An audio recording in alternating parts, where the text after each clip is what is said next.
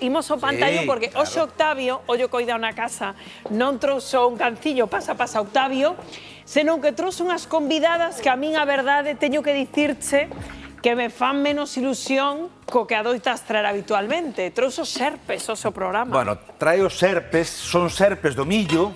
Serpes do millo, Serpes do millo que son unhas serpes fantásticas. Pero por que se chaman do millo? Porque Mira, están no millo. chamase do millo porque son de América do Norte.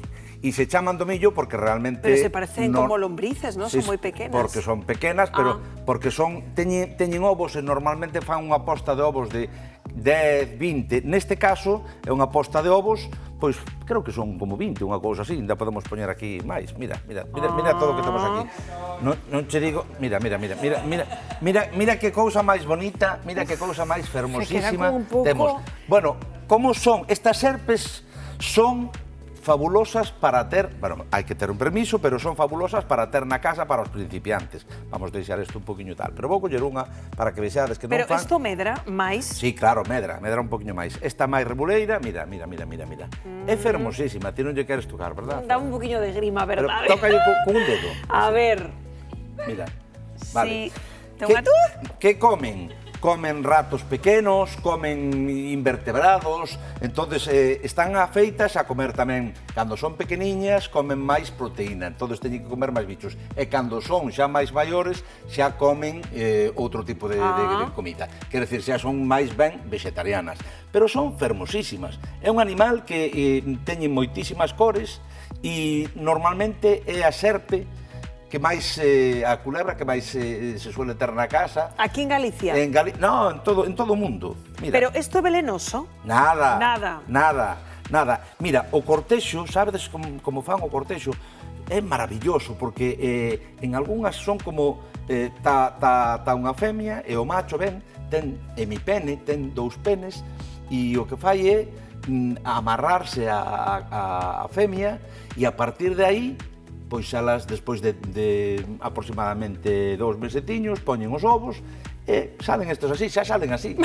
Moreas. Non, salen así, xa salen comendo, non teñen que facer nada. Que pasada. Fíxate que cousa Eu máis sempre fermosa. tive curiosidade de dicir, claro, que che aporta ter na casa un reptil destes, Octavio? Porque, claro, o sea, un can, pois dache cariño, outro día nos traías ese cuello enano que dis, bueno, tal, pero as serpes... Bueno, a min especial, eu non teño, son esta é... Pero seguro que coñeces xente que ten. Sí, pero coñezo moitas, de feito o tutor destas serpes, pois é unha persona que sabe moitísimo delas. Que dan compañía?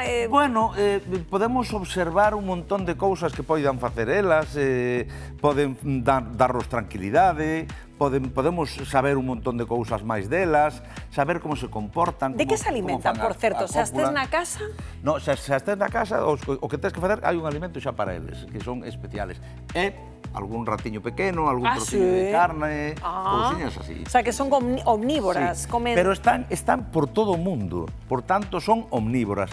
Cando son máis pequeniñas, teñen que comer máis proteína, cando son máis maiores, xa van comendo máis ben vegetales, outro tipo de cousas, pero son maravillosas, Sí, bonitas son, mira,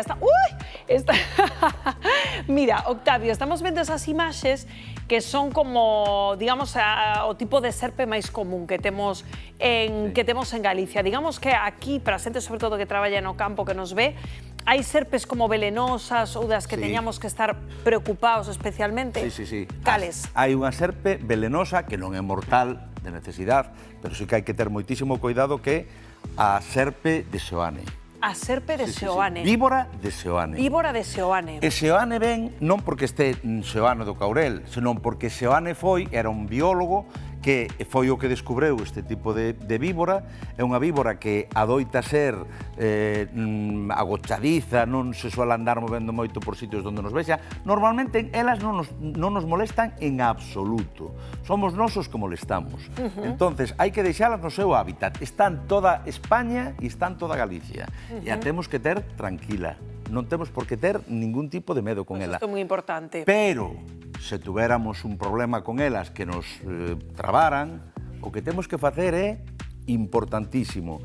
Deixarnos quietos, nada de facer as cousas que se ven na película, como, por exemplo, succionar e cuspir, senón lavalo... O que faría Cocodrilo Dandy. Lavalo con auguiña fresca, poñerlle un poquinho de xabrón, non subilo por riba a man, imagínate, por riba do corazón, senón estar por aquí, poñer un cabestrillo e ir inmediatamente, chamar ao 112 e ir inmediatamente a un centro médico. Pois anotamos ese conselliño, querido Octavio, moitas grazas sempre. Queres levala? Non, non, moitas grazas. Eu así a distancia, entre elas máis eu. Gracias, querido Octavio. Bueno,